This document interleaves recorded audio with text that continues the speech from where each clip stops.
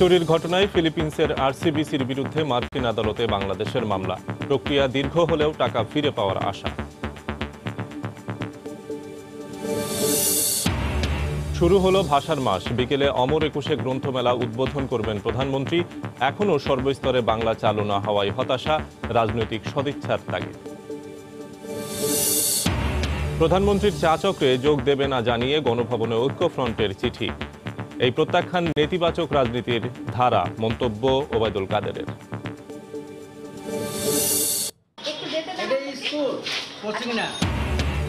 সরকারি নির্দেশনা অমান্য করে মাধ্যমিক পরীক্ষার আগ মুহূর্তেও কোচিং সেন্টারে চলছে ক্লাস। শিক্ষার বাণিজ্যিকীকরণ বন্ধের তাগিদ শিক্ষাবিদদের।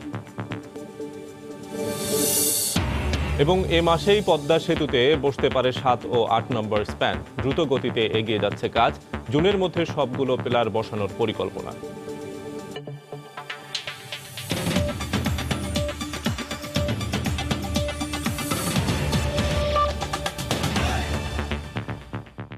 সময় সংবাদের সঙ্গে আছি আমি শফিক মোহাম্মদ। রিজার্ভ চুরির ঘটনায় ফিলিপিন্সের রিজাল কমার্শিয়াল ব্যাংকিং কর্পোরেশন আরসিবিসির বিরুদ্ধে মার্কিন আদালতে মামলা করেছে বাংলাদেশ ব্যাংক। বাংলাদেশি মুদ্রায় প্রায় 550 কোটি টাকা ফেরত না পাওয়া পর্যন্ত আইনি লড়াই চালিয়ে যেতে হবে বলে মনে করেন অর্থনীতিবিদরা। পাশাপাশি তারা বলছেন, প্রযুক্তিগত সক্ষমতা বাড়িয়ে এমন ঘটনার পুনরাবৃত্তি রোধে ব্যবস্থা নিতে হবে বাংলাদেশ ব্যাংককে।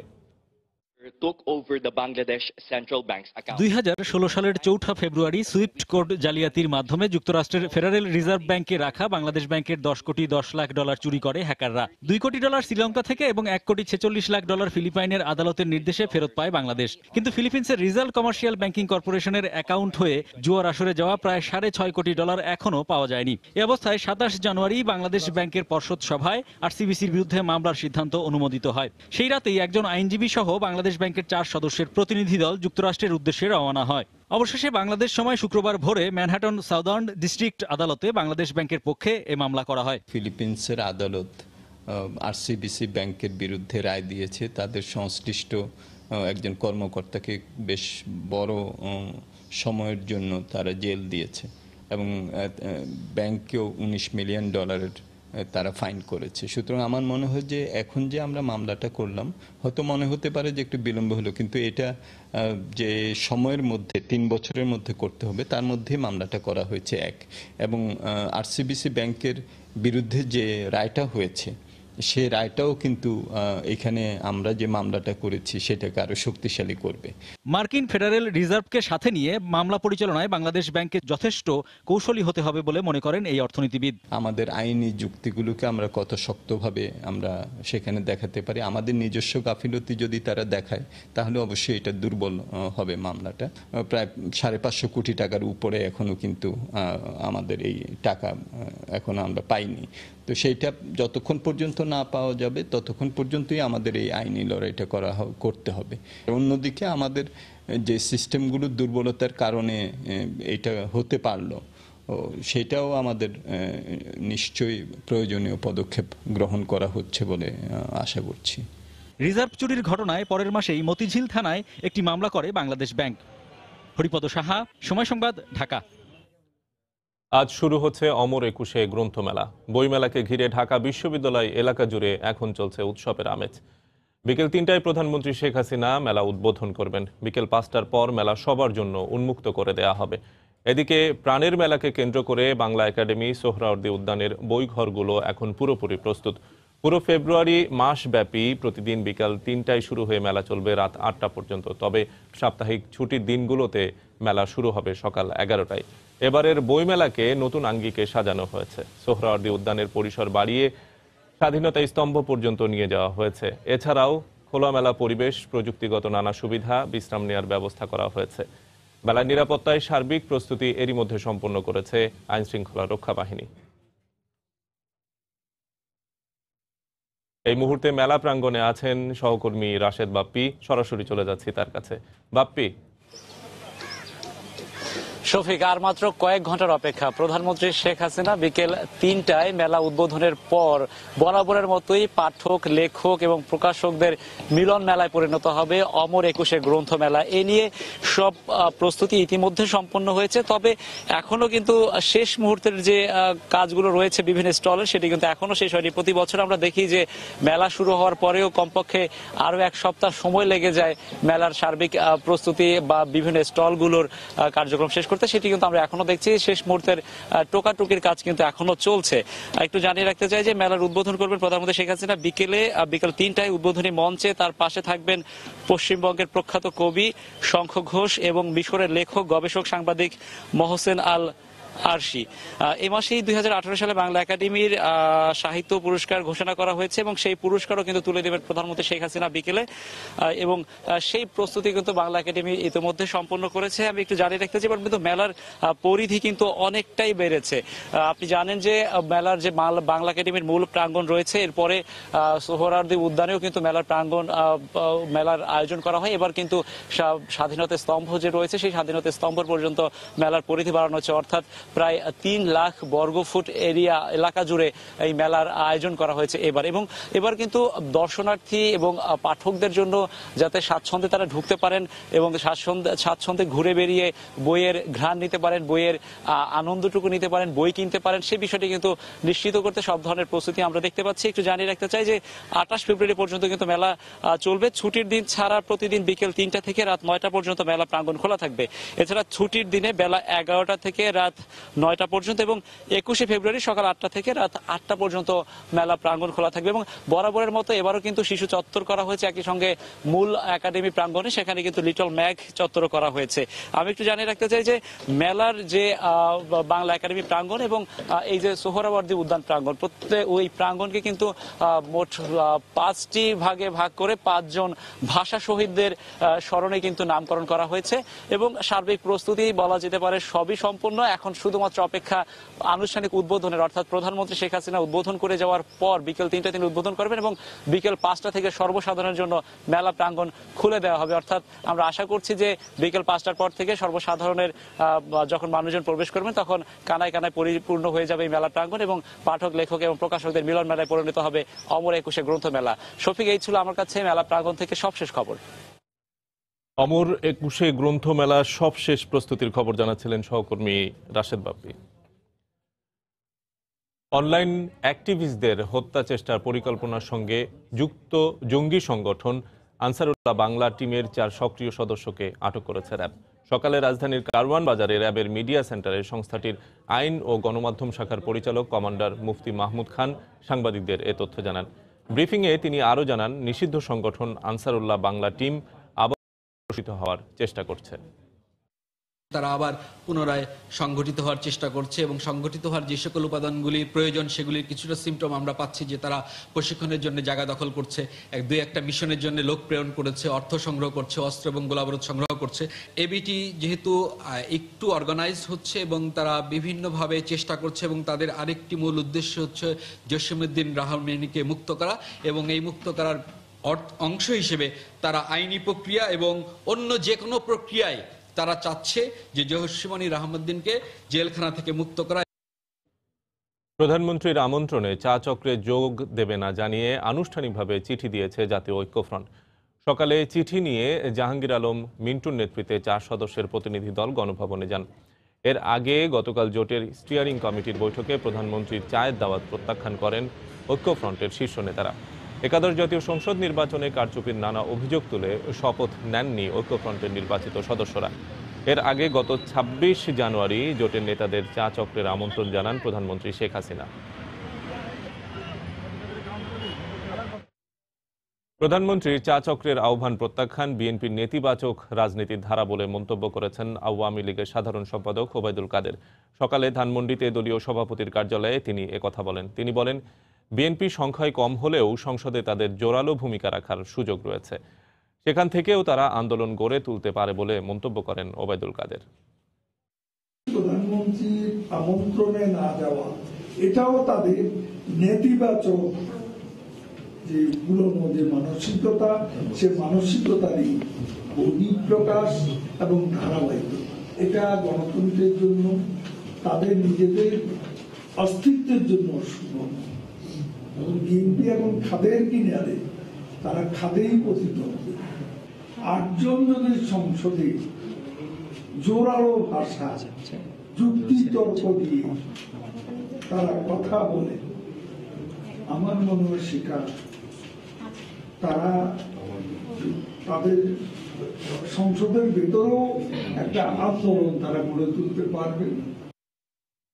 সময় সংবাদে আরো থাকছে। মাদারীপুর শরীয়তপুরে তাঁতপল্লীর প্রস্তাবিত জমিতে স্থাপনা নির্মাণের হিড়িক, অসাধু উপায়ে টাকা হাতিয়ে নিতে তৎপর একটি চক্র।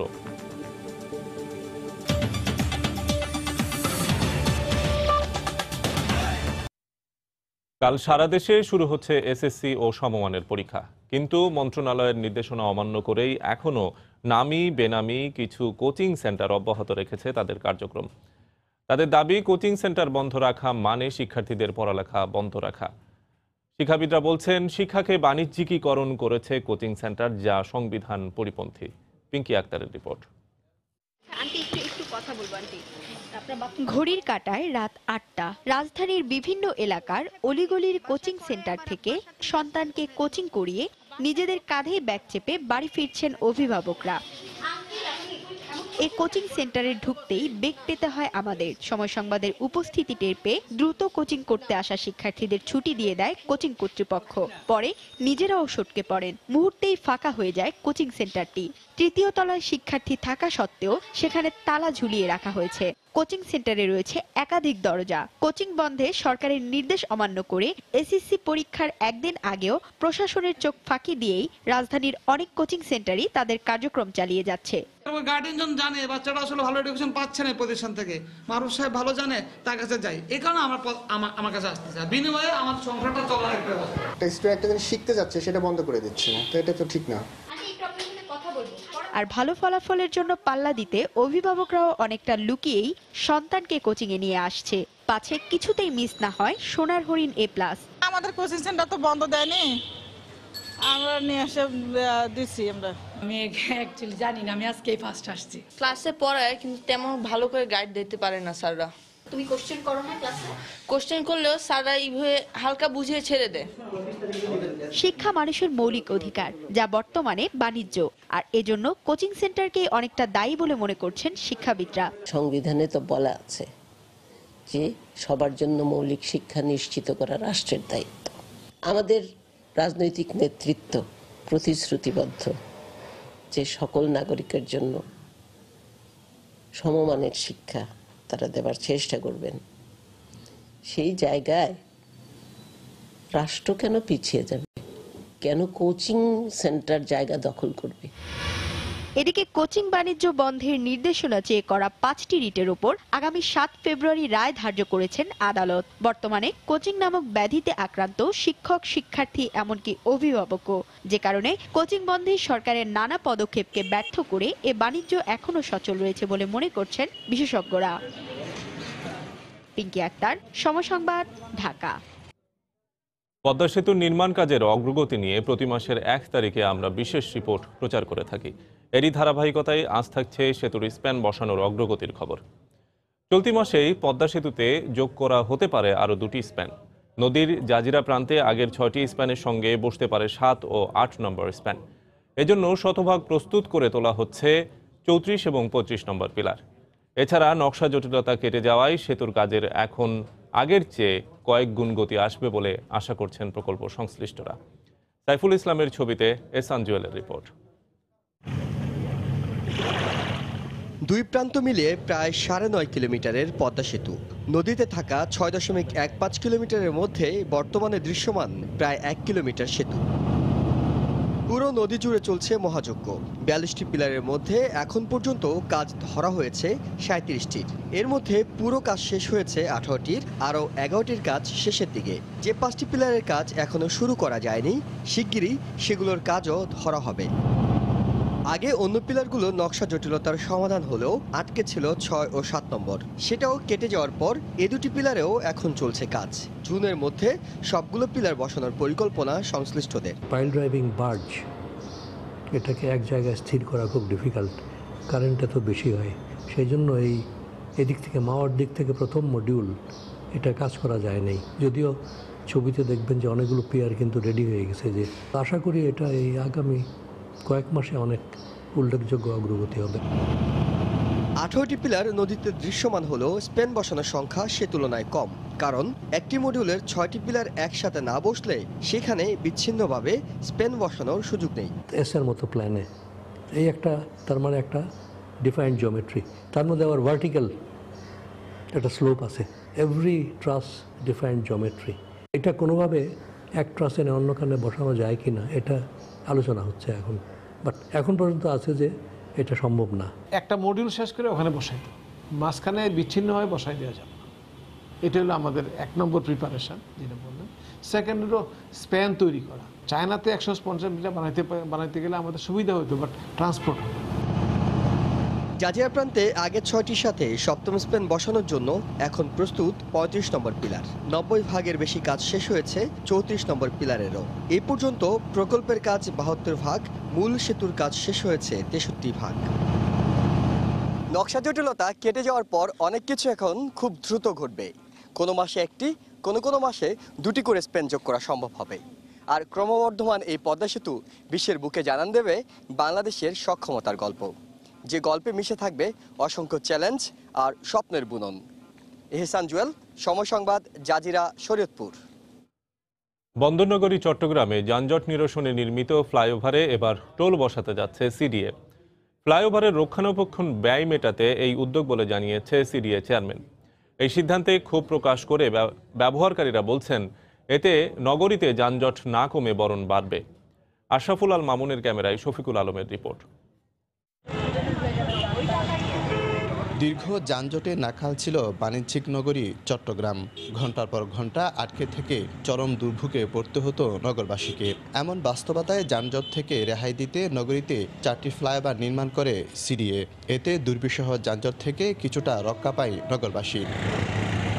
তবে ফ্লাইওভারের প্রতি যানবাহনে 10 থেকে 20 টাকা পর্যন্ত টোল আদায়ের সিদ্ধান্ত নিয়েছে সিডিএ। ব্যবহারকারীরা বলছেন, এতে অতিরিক্ত খরচ এড়াতে ফ্লাইওভারের পরিবর্তে মূল সড়কেই যানবাহন চালাবে। টোল বসানো এটা যুক্তিযুক্ত বলে মনে করতেছি না আমরা। আমার থেকে যখন টাকা দিতে হবে তখন আমি নিচে দিয়ে যাব, উপরে দিতে উঠবো না। টাকা তো আমরা বাড়তে চাইলে ওরা বলবে যে নিচে দিয়ে চলে যাও, তখন আমরা নিচে যাইতে বাধ্য। এখানে এত বড় কিছু চলতেছে না যে টোল দিতে হবে, এটা মাত্র 1 থেকে 1.5 কিলোমিটার জন্য। উন্নত বিশ্বে ফ্লাইওভার ব্যবহারে টোল আদায় করা হয়, তবে কম দূরত্বে নেওয়া উচিত হবে না বলে মত নগরবিদদের। সিঙ্গাপুরেও যদি যান, সেখানে অনেকগুলো রাস্তায় পিক আওয়ারে কিন্তু টোল দিতে হয়। তো এটা একটা নর্মাল প্র্যাকটিস। এটা আমার মনে হয় না এটাকে নেতিবাচকভাবে দেখা উচিত। ছোট হলের যানজট নিরসনের জন্য এটা করা হয়েছে, সেখানে যদি টোল বসানো হয় সেটি অবশ্যই একটি নিন্দনীয় চিন্তা হবে, আমি বলবো যেটা ঠিক হবে না। তবে সিডিএ বলছে, প্রকল্পে ডিপিপিতে বলা আছে টোলের কথা, তবে ব্যবহারকারীরা না চাইলে সিদ্ধান্ত থেকে সরে আসবে সিডিএ। ডিপিপিতে বলা আছে এটা টোল হবেই, এখানে যে টোল বসাতে হয় সেটা অত্যন্ত অল্প টাকার আর অত্যন্ত সীমিত সময়ের জন্য। যদি বসাতে হয় আমরা চেষ্টা করব অ্যাভয়েড করার জন্য, কিন্তু 10 থেকে 12 লক্ষ টাকা তো আমার জোগাড় করতেই হবে। চট্টগ্রামে বহদ্দাহাট, কদমতলী, দেওয়ানহাট ও আক্তারুজ্জামান সহ 4টি ফ্লাইওভার চালু রয়েছে। এগুলোর মোট দৈর্ঘ্য প্রায় 8.5 কিলোমিটার। শফিকুল আলম, সময় সংবাদ, চট্টগ্রাম। ক্রেতা বিক্রেতার হাকডাকে সরগরম দেশের সবচেয়ে বড় মাছের পাইকারি বাজার চট্টগ্রামের ফিশারি ঘাট। তবে সাগরে জলদস্যুতার পাশাপাশি শীতের কারণে সরবরাহ কমে যাওয়ায় বেড়েছে সব ধরনের মাছের দাম। প্রকারভেদে মাছের দাম বেড়েছে কেজিতে 5 থেকে 20 টাকা পর্যন্ত। শাখাওয়াত টিপুর ক্যামেরায় বিস্তারিত জানাচ্ছেন কমল দে। একদিকে সাগরে জলদস্যুতা, অন্যদিকে তীব্র শীত, আর এই দুইয়ের কবলে পড়েছে দেশের মাছের বাজার। জেলেদের অভিযোগ, বঙ্গোপসাগরের যেসব পয়েন্টে মাছ পাওয়া যায় সেগুলো এখন জলদস্যুদের দখলে। মূলত জলদস্যুরা জেলেদের ছদ্মবেশে পুরো বঙ্গোপসাগরে ঘুরে বেড়াচ্ছে, আর মাছ ধরার নৌকা এবং ট্রলার থেকে তারা মাছ যেমন লুট করে নিচ্ছে তেমনি লুট করে নিচ্ছে অন্যান্য মালামালও। আর তাই সাধারণ জেলেরা অনেকটা উপকূলের কাছাকাছি থেকে মাছ ধরতে বাধ্য হচ্ছে, আর তাই বাজারে সামুদ্রিক মাছের সরবরাহ অনেকটা কম। ছোট একটা বোট নিয়ে যাই, তারপরে বড় বড় লোকে বাজাই দিই, ওই বর্ষালু ভুট্টা দিয়ে ডাকাতি করে ধরে মারি ধরি তার প্রতি মাছ টাছ লইছে যে মানুষজন ফালাই যায় ভয়ে ভয়ে মানে ঠিকমতো জাল পাওয়া যায় না।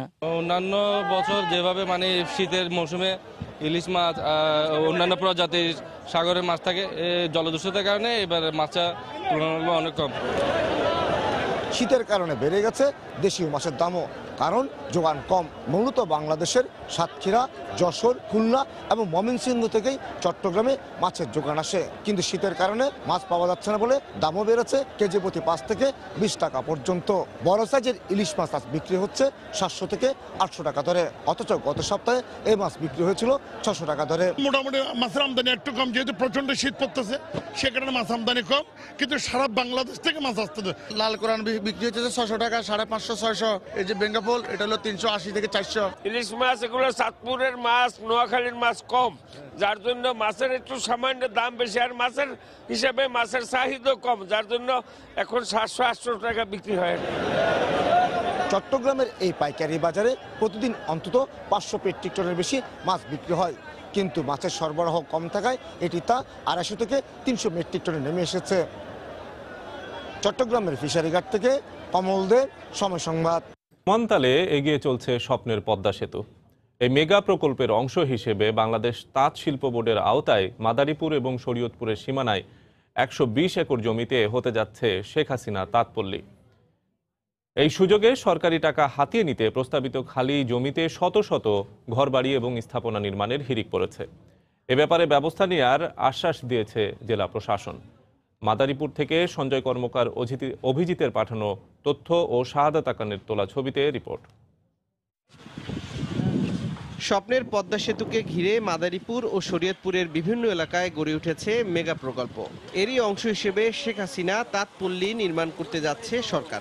এই খবরে প্রস্তাবিত খালি জমির উপর শত শত গাছপালা রোপণ ও নতুন নতুন ঘরবাড়ি তুলে সরকারের কাছ থেকে অতিরিক্ত অর্থ আদায়ের পায়তারা করেছেন স্থানীয়রা। আমাদের অনেক কিছু দিব বা বেশিরভাগে আমাদের দিব, এরকম বইলা কাজ করতেছে।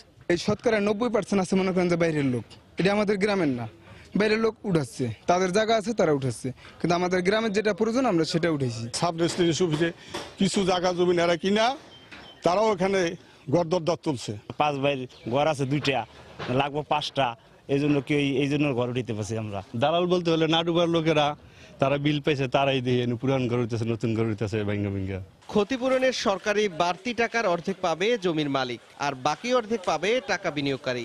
এমন শর্তে এসব অবৈধ স্থাপনা নির্মাণের জন্য একটি চক্র লাখ লাখ টাকা বিনিয়োগ করেছে। এসব অসাধুদের বিরুদ্ধে সোচ্চার স্থানীয় জনপ্রতিনিধিও। আইনের কাছে আমার এই দাবি যে আমার এই এলাকার এই তাঁতপল্লী যেন না সরে, এটা যেভাবে হোক আইন দেওয়া হোক, যেভাবে হোক এগুলো উচিত করে এখানেই যেন তাঁতপল্লী হয়। শুধু দিনেই নয়, রাতের আধারেও একটি মহল এই স্থাপনা নির্মাণ করছে উল্লেখ করে ব্যবস্থা নেওয়ার আশ্বাস দেন জেলা প্রশাসক। প্রস্তাবিত জায়গার মধ্যে কোনো যাতে স্থাপনা তৈরি করা না হয় এবং যেগুলো স্থাপনা তৈরি করা হয়েছে সেগুলো অপসারণের জন্য আমরা উদ্যোগ গ্রহণ করেছি। জাজিরা উপজেলার নাওডোবার 60 একর এবং শিবচর উপজেলার কুতুবপুরের 60 একর জমি অধিগ্রহণের প্রস্তাব করেছে সরকার। এসব জমিতে হঠাৎ গড়ে ওঠা স্থাপনা 72 ঘন্টার মধ্যে সরিয়ে নিতে মাইকিং করেছে জেলা প্রশাসন। এ ঘটনায় জড়িত থাকার সন্দেহে একজনকে আটকও করা হয়েছে। সময় সংবাদ, মাদারীপুর। ঢাকা আন্তর্জাতিক বাণিজ্য মেলায় যেসব পণ্যের প্রতি ক্রেতা দর্শনার্থীদের বিশেষ আগ্রহ রয়েছে তার মধ্যে অন্যতম পাট পণ্য। দেশের প্রতি ভালোবাসা আর ব্যবহার উপযোগিতা, এই দুয়ে মিলেই চলছে দৃষ্টিনন্দন এই পণ্যের কেনাবেচা। প্রচারণা বাড়াতে অনেক প্রতিষ্ঠান দিচ্ছে মূল্য ছাড়, তবে ক্রেতার আস্থা ধরে রাখতে গুণগত মান বাড়ানোর পরামর্শ দর্শনার্থীদের। কামরুল হাসান সবুজের রিপোর্ট। বাংলার পাট বিশ্বমাত। দেয়ালে এই স্লোগান সাঁটানো একটি প্যাভিলিয়ন নজর কাটছে বাণিজ্য মেলার দর্শনার্থীদের। বেশ আগ্রহ নিয়েই প্যাভিলিয়নের ভেতরে আসছেন তারা, যেখানে থিমথাম পরিপাটি ছোট ছোট স্টলে নিজেদের পণ্য সাজিয়ে বসেছেন দেশের নানা প্রান্ত থেকে আসা ক্ষুদ্র উদ্যোক্তারা।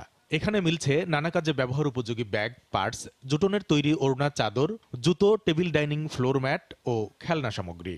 আছে ঘর ও অঙ্গসজ্জার অলংকারও। দেশের প্রতি ভালোবাসা থেকেই এসব পণ্য কিনছেন দর্শনার্থীরা। তবে কেনার আগে বারবারই দেখে নিচ্ছেন পছন্দের পণ্যটি কতটা মানানসই, সেই সঙ্গে দামে আরো ছাড় চান তারা।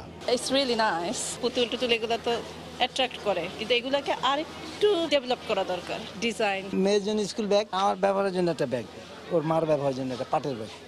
আমি এগুলোর প্রতি দুর্বলতা, কিন্তু আমার মনে হচ্ছে ওই যে কষ্টটা একটু বেশি, কোয়ালিটিটা ভালো। এগুলো আমার কাছে ভালো লাগছে অন্য জুতার থেকে বেশি, কমফোর্টেবল অনেক, ইভেন অনেক টেকসই হয়েছে, সেই জন্য আবার আমরা আশা করি পাটের ব্যবহার আবার পুনরায় চালু হোক।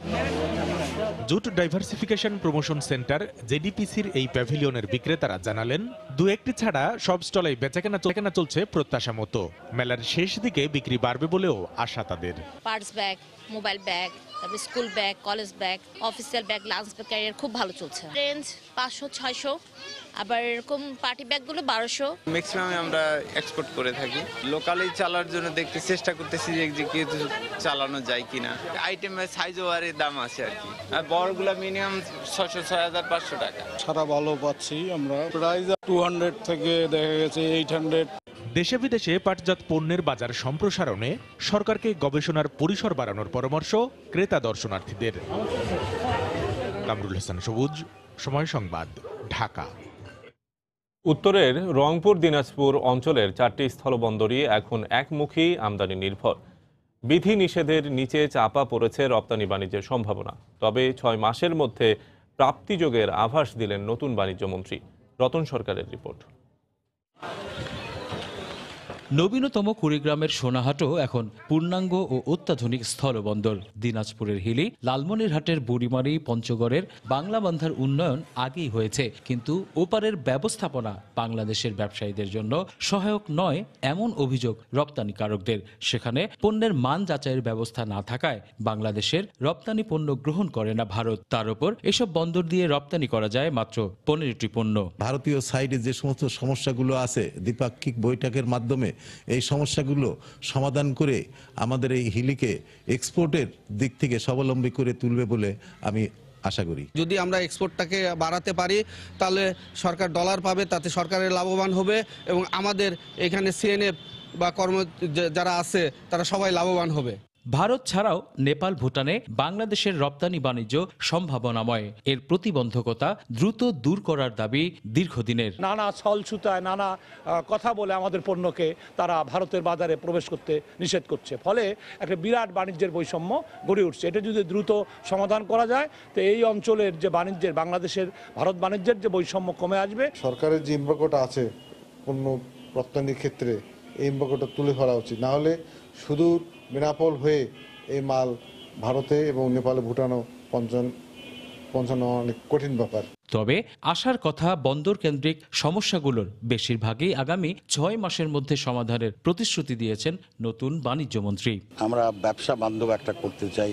আমি খুব শীঘ্রই ভারতীয় ব্যবসায়ীদের সাথে একটা মিটিং করবো, আশা করছি ফেব্রুয়ারি মাসের মধ্যে। তারা একটা চিঠি আমাকে অলরেডি দিয়েছে। আগামী 6 মাসের মধ্যে একটা ভিজিবল ইমপ্রুভমেন্ট আমরা দেখতে পাই। ফেব্রুয়ারিতে ভারতে সেদেশের সরকার ও ব্যবসায়ীদের সঙ্গে দ্বিপাক্ষিক আলোচনায় সমস্যা সমাধানের আশা করছেন টিপু মুন্সি। রতন সরকার, সময় সংবাদ, রংপুর। শীত মৌসুমে প্রতিদিনই বাড়ছে সৈকত শহর কক্সবাজারে পর্যটকের ভিড়। বিশেষ করে সাপ্তাহিক ছুটির দিনে পুরো এলাকা পরিণত হয় মানুষের মিলন মেলায়। এদিকে পর্যটকের সংখ্যা বাড়ায় হোটেল, মোটেল সহ বিভিন্ন প্রতিষ্ঠানে ব্যবসায় ফিরেছে চাঙ্গা ভাব। এতে দারুণ খুশি ব্যবসায়ীরা। একদিকে শীতের আমেজ, অন্যদিকে সাপ্তাহিক ছুটি, তাই তো সৈকত শহর কক্সবাজারে দল নেমেছে পর্যটকের। পুরো সাগর তীর এখন পর্যটকে মুখরিত। শুধু সাগর তীর নয়, প্রবালদ্বীপ, সেন্ট মার্টিন, পাতুরে সৈকত ইনানি ও মেরিন ড্রাইভ সড়কে একই অবস্থা। পুরো কক্সবাজার এখন যেন পর্যটকে ভরপুর। চারিদিকেই শুধু পর্যটক আর পর্যটক। এই সময়টা আমরা অবসর থাকি, সারা বছর তো ছেলেপেলেরা পড়াশোনায় ব্যস্ত থাকে, আমরা নিজেরা ব্যস্ত থাকি। শীতের সময় মৌসুমটা হচ্ছে কি আপনার মানে ঘোরার জন্য, কক্সবাজার আসার জন্য একদম পারফেক্ট একটা সময়। আমাদেরও বিভিন্ন চাকরি জীবনে কেউ ঢুকতেছে, কেউ বিবাহিত জীবনে যাচ্ছে, তো বিভিন্ন দিক থেকে সব মিলে একটা উইকেন্ড মানে ভ্যাকেশন পালন করার জন্য আসলে এখানে আসা। সৈকতের নীল জলরাশি, ঢেউর নৃত্য ও প্রকৃতির সৌন্দর্য উপভোগ করতে যেন ব্যস্ত সময় পার করছেন সবাই। এদিকে পর্যটনের ভর মৌসুমে প্রতিদিন পর্যটকের সংখ্যা বাড়তে থাকায় দারুণ খুশি সৈকত এলাকার ব্যবসায়ীরা। তবে রাতের বেলায় লাইটিং ও নিরাপত্তা ব্যবস্থা জোরদার করার দাবি তাদের। পর্যটক আসতেছে, আমাদের ব্যবসা ভালো হচ্ছে। এখানে বার্মিজ কাস্টমাররা আসতেছে, স্যান্ডেল আছে, প্রতিদিন ভালো 10-15 হাজার টাকা করে সেল হচ্ছে আমাদের। দেশ বিদেশ থেকে অনেক পর্যটক আসে, তো লাইটিং ব্যবস্থা করলে একটু ভালো হয় রাতের বেলায়। শীত মৌসুমে প্রতিদিন পর্যটকের সংখ্যা বাড়তে থাকায় নিরাপত্তা ব্যবস্থা আরো জোরদার করা হয়েছে বলে দাবি ট্যুরিস্ট পুলিশের। আমাদের যতটুকু জনবল আছে সেটা দিয়ে আমাদের ডিউটি পরিমাণ বাড়িয়েছি এবং রাউন্ড লোক আপনারা দেখছেন যে আমরা ডিউটি করে যাচ্ছি। সাপ্তাহিক ছুটির দিনগুলোতে পর্যটকদের হয়রানি রোধে ট্যুরিস্ট পুলিশের পাশাপাশি নিয়োজিত রয়েছে জেলা প্রশাসনের 6টি বিশেষ টিম। সুজাউদ্দিন রুবেল, সময় সংবাদ, কক্সবাজার। চট্টগ্রামে তরুণ চিকিৎসক মোস্তফা মোর্শেদ আকাশের আত্মহত্যার প্ররোচনার অভিযোগে তার স্ত্রী তানজিলা মিতুকে আটক করেছে পুলিশ।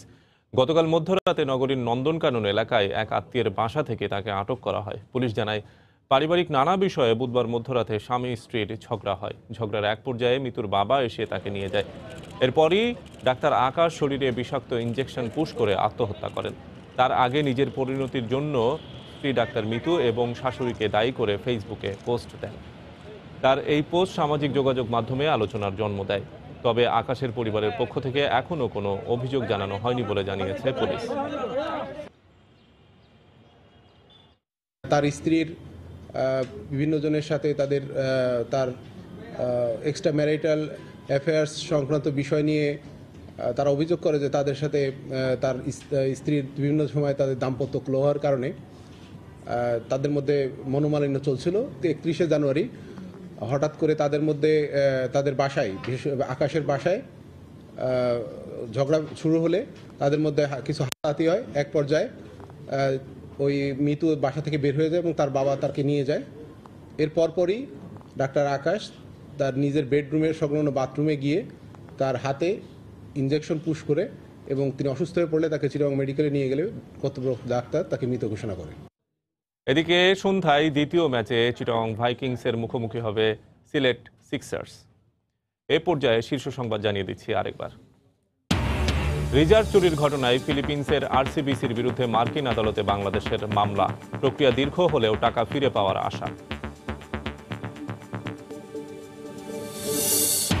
শুরু হলো ভাষার মাস। বিকেলে অমর একুশে গ্রন্থমেলা উদ্বোধন করবেন প্রধানমন্ত্রী। এখনও সর্বস্তরে বাংলা চালু না হওয়ায় হতাশা, রাজনৈতিক সদিচ্ছার তাগিদ।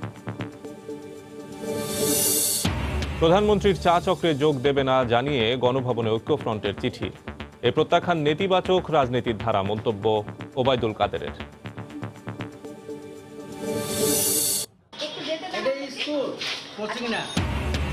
সরকারি নির্দেশনা অমান্য করে মাধ্যমিক পরীক্ষার আগ মুহূর্তেও কোচিং সেন্টারে চলছে ক্লাস।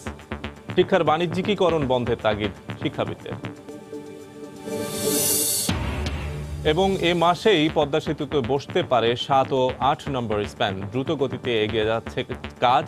জুনের মধ্যে সবগুলো পিলার বসানোর পরিকল্পনা। এই ছিল এখনকার মতো। যে কোনো খবর পেতে ভিজিট করুন সময়নিউজ.tv। আপনার মোবাইলে সময় সংবাদ দেখতে ও সব খবর পেতে ডাউনলোড করুন সময় অ্যাপ। এছাড়া এইমাত্র পাওয়া খবর আপনার মোবাইলে পেতে SMS করুন *BN লিখে পাঠিয়ে দিন 16242 নম্বরে। সঙ্গে থাকুন সময়।